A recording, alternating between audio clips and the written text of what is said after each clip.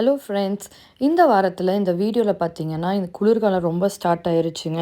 அதில் எப்போவுமே பெரியவங்கள்லேருந்து சின்னவங்க வரைக்கும் கோல்டாகவே இருக்கும். வீட்டில் ஒருத்தருக்கு கோல்டு வந்தால் போதும், கண்டினியூஸாக அடுத்தடுத்தவங்களுக்கு வந்துடுது. சீக்கிரம் சரியும் ஆக மாட்டேங்குது. இது நம்ம வீட்டில் யாரோ ஒருத்தருக்கு லைட்டாக வர ஆரம்பித்தாலே இந்த ஹோம் ரெமெடி நம்ம பண்ணலாம். அப்போ அது ஆன்டிபயோட்டிக் லெவலில் நம்ம வந்து எடுக்க வேண்டியது இருக்காது. இப்போ இருக்கிற மெடிசின்ஸ் எல்லாமே பார்த்தீங்கன்னா 7 நாளில் சரியாகிறதே கிடையாது. மறுபடியும் நம்ம ஆன்டிபயோட்டிக் எடுத்து தான் சரி பண்ண வேண்டியதாக இருக்குது. இது வீட்டில் இருக்கிற சின்ன சின்ன பொருளை வச்சு நம்ம வந்து சரி பண்ணிக்கலாங்க. பார்த்தீங்கன்னா இஞ்சியை வந்து ஒரு ஒரு ஸ்பூனுக்கு வந்து துருவிக்கலாம், இல்லைனா குட்டி குட்டியாக கட் பண்ணிக்கலாம். அப்புறம் நம்ம எல்லாத்து வீட்லேயுமே இப்போ மோஸ்ட்டாக வந்து வளர்க்க ஆரம்பிச்சுட்டாங்க.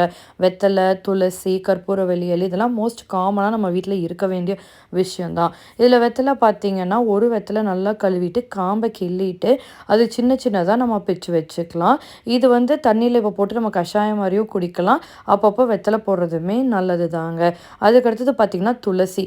இது ரொம்ப சிம்பிள் தான் இது பண்ணுறதே வந்துட்டு. துளசி நம்ம எல்லாத்து வீட்லேயும் இருக்கும். இல்லைன்னா கோயிலையே நம்மளுக்கு துளசியில் தண்ணி போட்டுட்டு அதை நம்மளுக்கு தீர்த்தமாக கொடுக்குறாங்க. அதில் அவ்வளோ நன்மைகள் இருக்கிறதுனால தான். அதை நல்லா வந்து நுனியிலேருந்து கொஞ்சம் ஒரு 10 இலைங்களை எடுத்து நல்லா வாஷ் பண்ணி வச்சுக்கலாம். நம்ம அதே முன்னாடி சொன்ன மாதிரியே தான் நம்ம வீட்டில் வந்து வளர்க்கக்கூடிய சில செடிகளில் இது ரொம்ப முக்கியமாக இருக்கும். நல்ல மருத்துவ குணங்கள் இதில் இருக்குங்க. அது கூட பெப்பர் வந்து ஒரு ஸ்பூன்லேருந்து 1/2 ஸ்பூன் எடுத்துக்கலாம். குழந்தைங்களுக்கு இருக்கிற மாதிரி இருந்துச்சுன்னா 1/2 ஸ்பூன் போதும். பெரியவங்களாக இருந்துச்சுன்னா 1 ஸ்பூன். டெய்லியுமே 2 பெப்பர் வந்து நம்ம சாப்பிட்றது நல்லது தான்.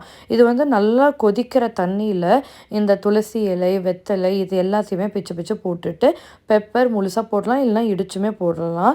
அது கூட வந்துட்டு கொஞ்சமாக இஞ்சி துருவி வச்சுருக்கோம் பார்த்தீங்களா, அதை போட்டுட்டு நல்லா கொதிக்கணும்.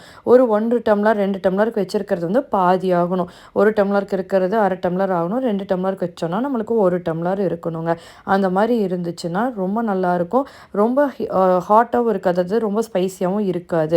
அதுக்கு உள்ள கொஞ்சம் குழந்தைங்களுக்கு வந்து கொஞ்சம் இஞ்சி போட்டிருக்கறனால கொஞ்சம் காரத்தன்மை இருக்குது, பெப்பர் போட்டிருக்கறனால அப்படின்னா கொஞ்சம் கொதிக்கிறப்ப தேன் சேர்த்தக்கூடாது.